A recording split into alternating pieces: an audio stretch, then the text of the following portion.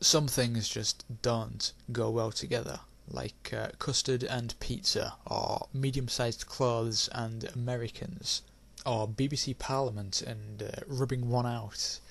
Some other things that don't go well together are trial and error stealth, confusing time-limited sequences, and a checkpoint save system. Dark Corners of the Earth does a lot of things very well, but it also manages to combine three of the worst possible gameplay devices to make a game that is pretty easy to appreciate in hindsight, but that is often an absolute chore to actually sit and play. The game opens 5 years in the past, with at-the-time police detective Jack Walters arriving on the scene at the base of a cult that has been causing problems in the area. Shortly after the play takes over, everything typically goes awry, and we then cut to the present, which is 1922, where we learn that Jack has spent the last 5 years in a mental asylum, having been diagnosed with craziness. But his brain rebooted, and the player takes control of the amnesiac turned private detective, who has just accepted a new case, a missing person. The game proper opens with a bus ride through the streets of Innsmouth, which is more than a little reminiscent of the Half-Life tram ride, and it introduces the setting slowly and carefully, suggesting that it's perhaps as important as any character in the game. Fans of H.P. Lovecraft's writing will quickly realise that the game is essentially an extended retelling of The Shadow over Innsmouth, with a little of Shadow Out of Time spliced in, and will see many similarities between book and game. The game doesn't assume you're familiar with Lovecraft's writing, and if you aren't, you'll have the slight advantage and occasional slight disadvantage of not knowing what's going to happen next. The opening third of the game tells an interesting and engaging story as you track down the missing person in a town not altogether entirely friendly, and then your subsequent escape from the town. But as the FBI becomes involved, it simply becomes silly, and the player is tortured for no clear reason, and is then told by his torturers to participate in a series of suicide missions, which Jack will accept with little to no protest. The story goes downhill after the opening third, but it does at least end on a high, and in a very Lovecraftian manner. There are essentially two major gameplay elements in Dark Corners. There's gunplay and stealth, but there's also some light puzzle solving. Although you'll pick up a variety of weapons ranging from a crowbar to a Tommy gun, the game is primarily a stealth game, and for some reason enemy weapons vanish after you've killed them, which is a very contrived and artificial way of keeping the game from becoming a run and gunner. It's frustrating, but given that you don't pick up your first weapon until you're already a full 2 hours into the game, you'll probably already have adopted a stealth mentality, so it sits well with the established feel of the game despite being an extremely cheap contrivance. Enemy corpses also vanish, which effectively cuts out corpse hiding, a staple of stealth gameplay. The stealth sequences are very unforgiving and often degenerate into trial and error, and you may find yourself making multiple attempts at each area, which is made all the worse by the fact that the game uses a checkpoint save system. The game gives you no aids to see where the enemies are facing or precisely how large their field of vision is, meaning you're reduced to eyeballing them and learning their patrols. And with the game taking place entirely in first person, and with the enemies being able to spot you so easily, the stealth sections are played at an extremely slow pace. I found that the most effective way of completing many of the stealth sequences was to simply back myself into a corner, attract the enemy's attention, and then gun them all down one at a time as they came to investigate. When implemented properly, stealth is one of the most tense and most exciting gameplay mechanics, especially when viewed from the first person, but in Dark Corners it's completely hit or miss. If you just happen to get it right the first time you attempt a stealth area, you might love it. But after 7 or 8 attempts, each of which starts at the last checkpoint save, meaning a lot of replaying, it can simply become tedious. Indeed, the game is 6 hours long according to my save file, but the reality is that I've spent closer to 8 or perhaps even 10 hours playing the game, those extra hours being failed attempt after failed attempt at particular stealth sections. And stealthing isn't the only part of the game where the checkpoint save system becomes an issue. There are some scripted sequences in the game that are just awesome.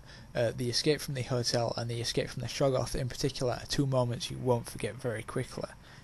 But they are both extremely time-limited sequences, and because it's not entirely clear where to go or what to do some of the time, you'll probably find yourself dying over and over again, restarting from the last checkpoint each time and getting a little farther with each attempt. Again, if you just happen to get it right on your first attempt, it would be great. They would be extremely cinematic moments. But the game is simply too unforgiving, and it undermines the clear awesomeness of these sequences, as they are built around a sense of panic, which is lost for good the first moment you die. Gunplay is not a very prominent feature of the game, as you don't pick up your first weapon until around a quarter of the way through, and even then combat is often considered the last resort, as stealthing is the game's primary focus. As there's absolutely no HUD, you have no crosshair. You can shoot wildly from the hip or aim down the iron sights for a more accurate shot. If you spend too long aiming down the iron sights, Jack's arm becomes tired and he can't fire as accurately. Even if you're a good shot, it takes 2 headshots to drop an enemy with a pistol. The AI is fairly generic stealth stuff. They follow a fixed patrol and they have a standard idle /alert /attacking status, and they have no real neat tricks to impress.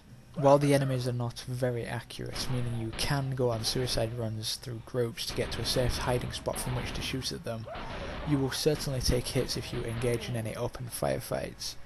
The game has an interesting health system, and it's probably not something you've seen in this kind of game before. Instead of an on-screen HUD displaying your health as a number, you'll experience different detrimental effects depending on the part of your body that's injured. If you take a hit in the leg, you'll move slower.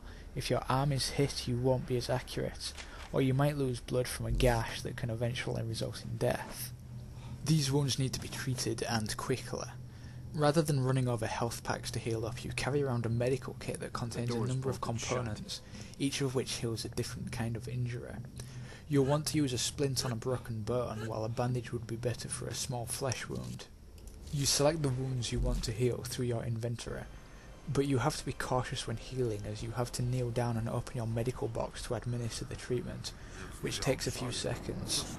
This makes the game particularly frantic when you're injured and fleeing, as you need to find a safe place before healing.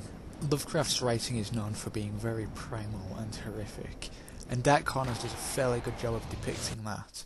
There are some very terrible scenes in the game, ranging from an alarming number of people who have hanged themselves, to a man whose organs have been removed, yet he is both alive and conscious through terrible alien means.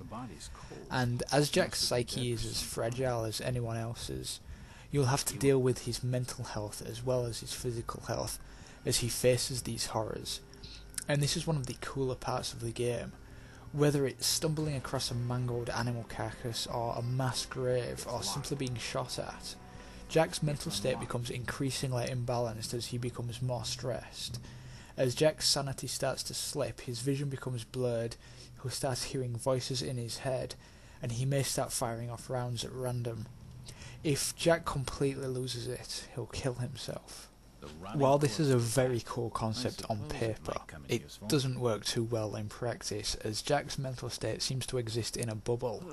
If you hit the use key on something you find interesting, there's a good chance Jack will have a little description of the item ready for you, but his voice during these descriptions, regardless of his mental state, is so deadpan that it undermines the entire notion of Jack having a mental state as an immersive gameplay device. He might be in the middle of a panic attack with his heart pumping and his vision blurring, but as soon as he has something to say, he'll say it in a perfectly calm, emotionless voice.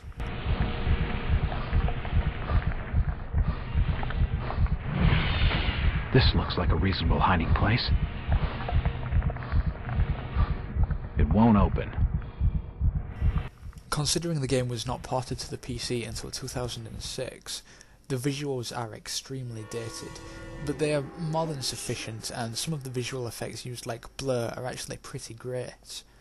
The voice work is mostly cringeworthy, though some of Innsmouth's residents sound very good, and there's some good use of music to attenuate the atmosphere, but the game's visual and audio experience is subpar for the most part.